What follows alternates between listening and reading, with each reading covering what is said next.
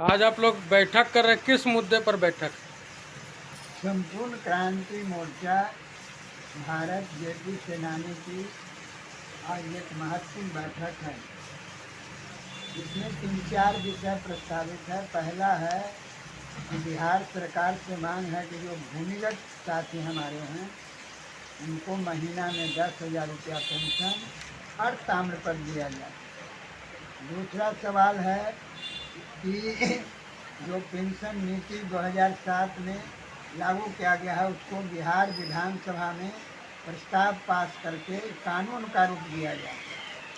अभी जो जेल में बंद हैं उनको 30,000 नीतीश कुमार ने बहुत जद्दोजहद के बाद किया है। लगातार संपूर्ण क्रांति मोर्चा के गांव से लेकर राष्ट्रीय स्तर पर कार्यकर्ता लड़ते रहे हैं और कोई दूसरा संगठन लड़ता नहीं, सब बात बनाता है।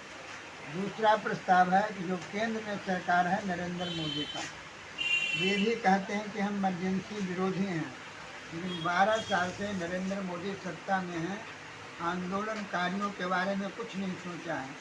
इसलिए संपूर्ण क्रांति मोर्चा का मांग है कि पूरे देश में जो आपातकालीन विरोधी लोग हैं, जेल में हों या जेल के बाहर हों, उनको 1 लाख रुपया पेंशन दिया जाए और पार्लियामेंट में एक कानून लाया जाए कि अगला कोई प्रधानमंत्री इमरजेंसी देश में लागू नहीं कर सकता है।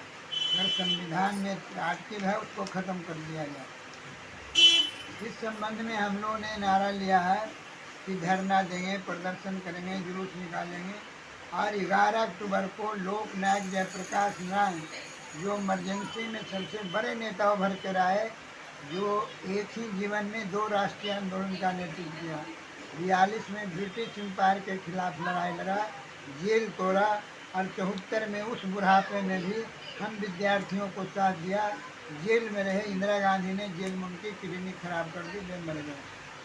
तो 11 अक्टूबर को पूरे देश में धूमधाम से जेपी की जयंती मनाई जाएगी। उस अवसर पर पटना में एक राष्ट्रीय सम्मेलन होगा आपातकालीन विरोधियों का और प्रबुद्ध लोगों का। उसमें हम लोग और विषयों की चर्चा करेंगे।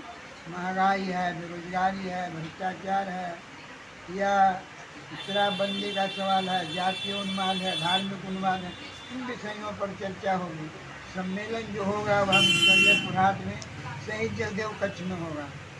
उसके बाद है आगामी है कि उसमें एक तैयारी समितियाँ ही बनाई जाएगी 15 आदमी का, जेपी सेनानियों का, वो तैयारी करेंगे। सदस्यता अभियान हम लोग चला रहे हैं संपूर्ण क्रांति मोर्चा का, उसके 3 सदस्य बनाए गए हैं।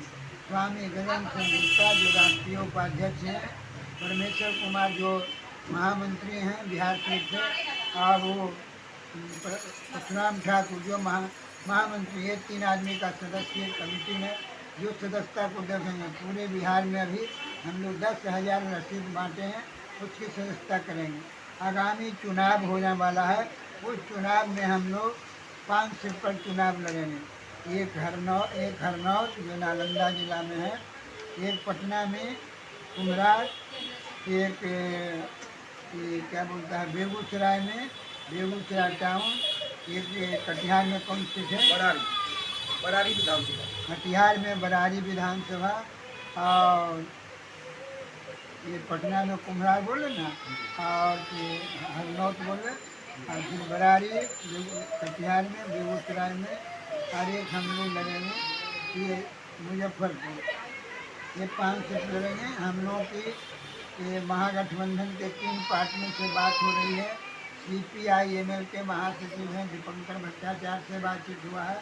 उसमें तय हुआ है कि संपूर्ण क्रांति मोर्चा CPI-ML जनता के सवालों पर सरकार के खिलाफ संयुक्त रूप से लड़ेगा, जनता के लिए, और चुनाव भी साथ लड़ेगा। RJD के 2 नेता से बातचीत हुआ है, अब्दुल वारी सिद्दीकी जो राष्ट्रीय महामंत्री हैं, मंगीलाल मंडल जो अध्यक्ष हैं, उन लोग से बातचीत चली है। वो लोग ये कह रहे हैं कि संपूर्ण क्रांति मोर्चा महागठबंधन में खिलाफ है, हम लोग 5 सीट मांग रहे हैं।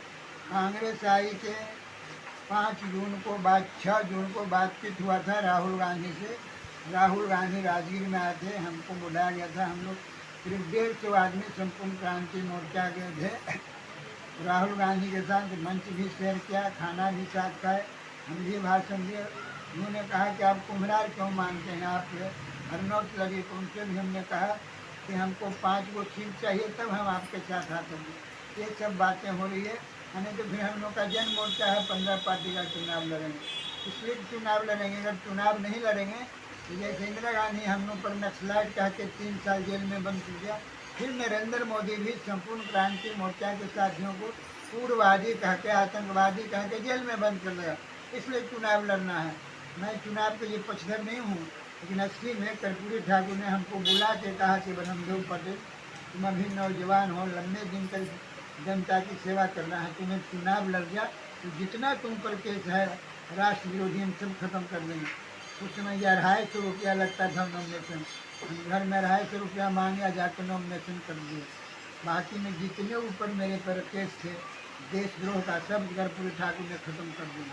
इसलिए हम बोले इससे फ़ायदा क्या होगा? बोले कि फ़ायदा है, कम से कम तुम कलेक्टर के यहाँ जाओगे तो मानोगे कि भारतीय संविधान को हम मानते हैं, इसमें विश्वास करते हैं कि हमको आधार मिल जाएगा। ये लड़का भारतीय कॉन्स्टिट्यूशन को मारता है, फिर देशद्रोही नहीं है, इसलिए इसका सब मुकदमा खत्म है। और हम लोग लगातार भारतीय जनता पार्टी के खिलाफ हैं। किसी सूरत में हम लोग आम जनता से भी अपील करते हैं, बिहार के 13 करोड़ आवाम को, नीतीश कुमार को और भारतीय जनता पार्टी के किसी दलाल ने नरेंद्र मोदी को एक वोट नहीं दो।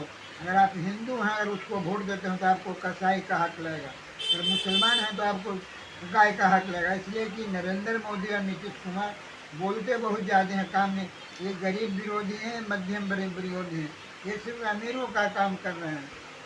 आज की बैठक में ही से हम लोग विचार करेंगे। जी, आपका परिचय?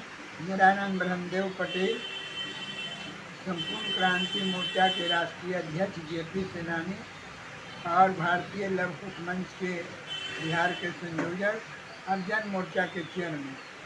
जय हिंद, जय भारत। आपका चैनल को शुभकामनाएं। परमेश्वर जी, अभी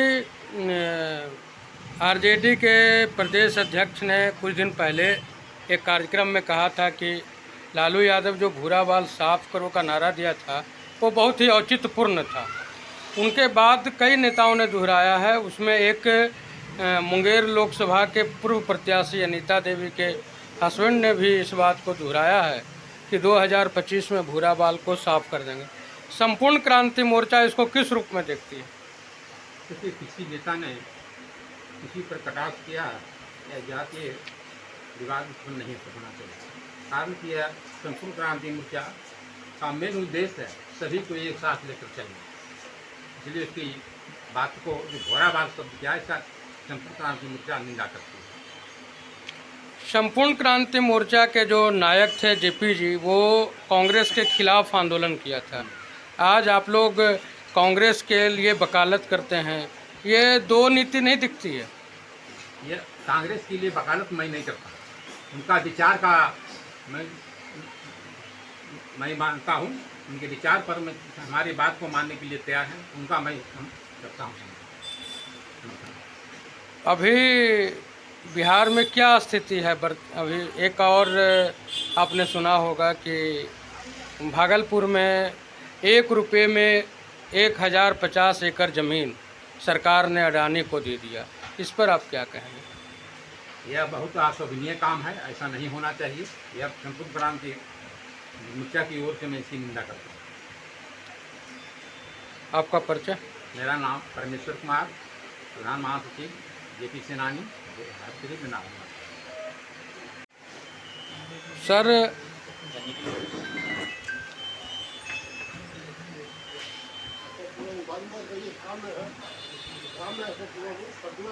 अभी अमेरिका में रहने वाले लोगों के लिए H1B वीज़ा को जहां 6 लाख लगता था, 5 लाख लगता था, आज उसको 88 लाख रुपया कर दिया।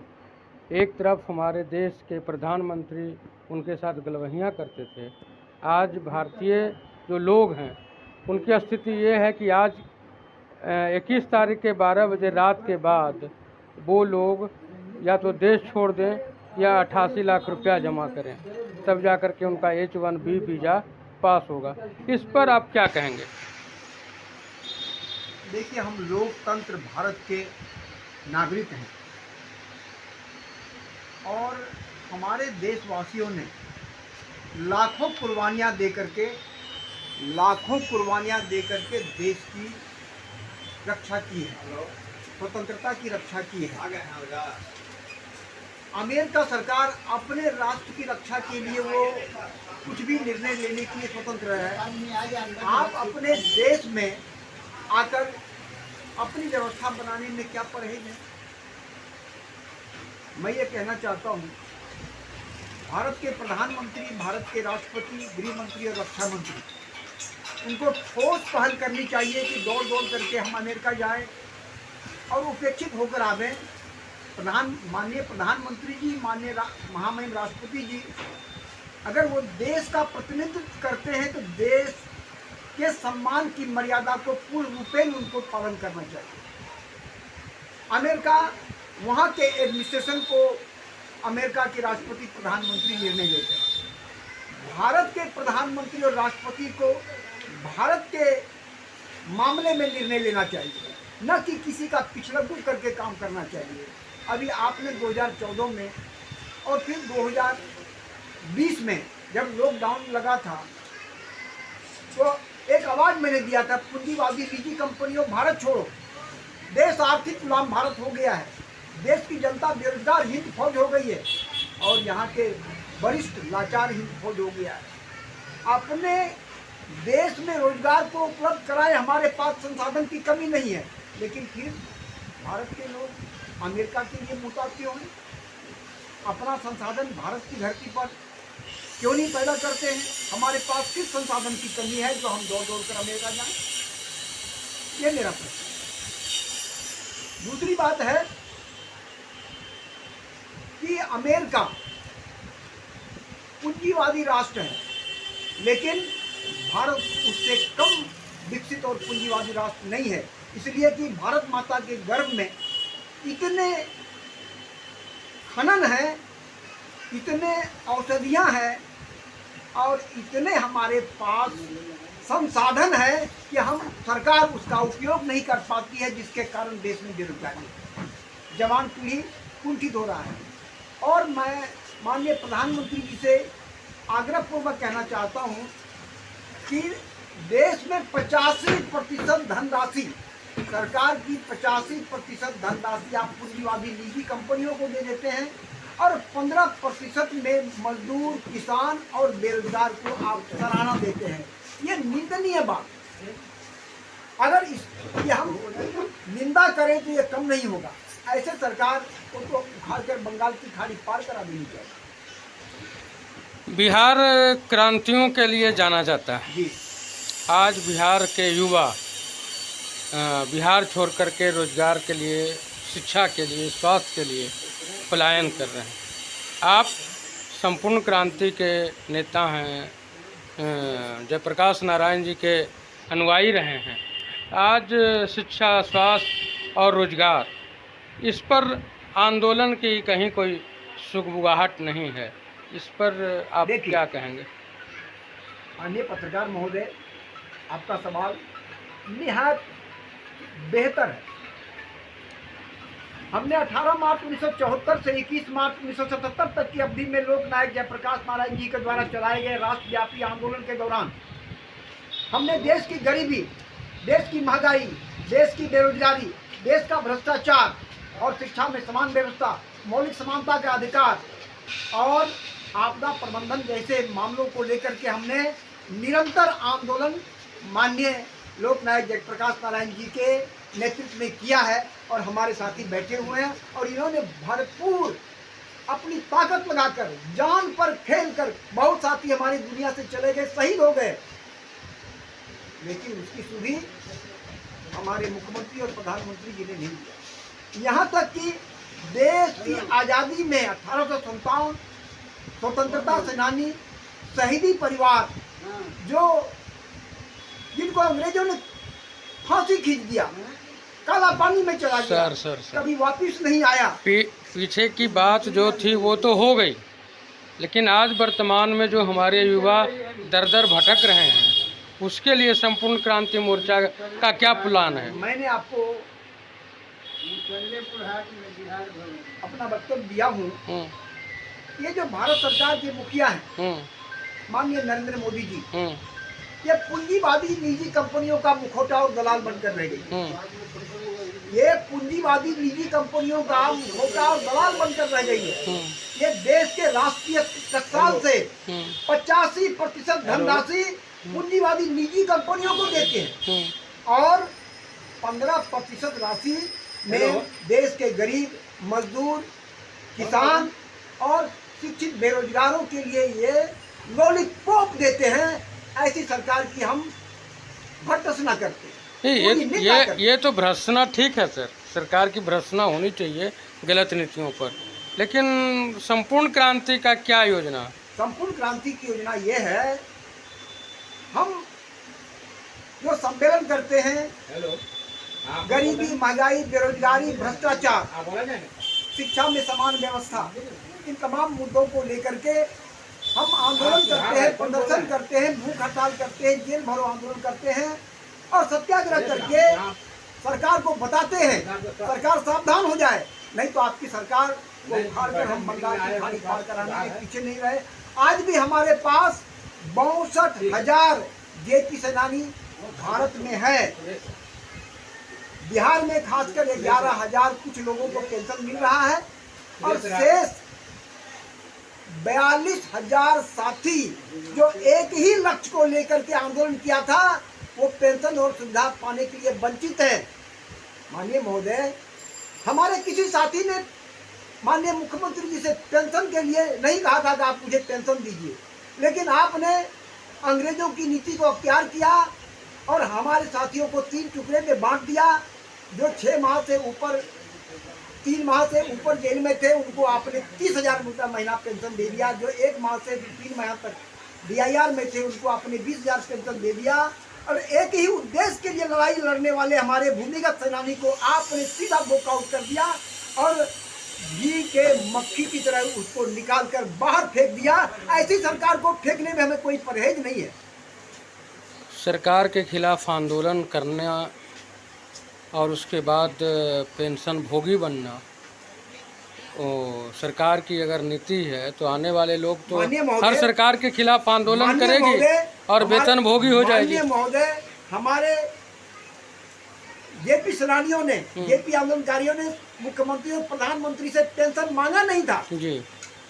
उन्होंने अपना उल्लू सीधा करने के लिए, सरकार को बरकरार रखने के लिए हमारे संपूर्ण क्रांति आंदोलन के नेताओं को इन्होंने उल्लू सीधा किया, उनको धोखा दिया, उनको लालच दे करके उन्होंने अपनी सरकार बनाने में कामयाब हो गया है। आपका परिचय सर? मैं गगन कुमार सेन गुप्ता, उर्फ पूज्य संत श्री स्वामी गगनानंद महाराज जी और राष्ट्रीय संपूर्ण क्रांति मोर्चा के राष्ट्रीय उपाध्यक्ष एवं भारत तथा बिहार प्रदेश के संगठन प्रभारी, सदस्यता प्रभारी के रूप में मैं देश में काम कर रहा हूँ तथा 1857 स्वतंत्रता सेनानी शहीदी परिवार सहित शहीदी सेना का मैं राष्ट्रीय अध्यक्ष के रूप में पूरे भारतवर्ष में काम कर रहा हूँ।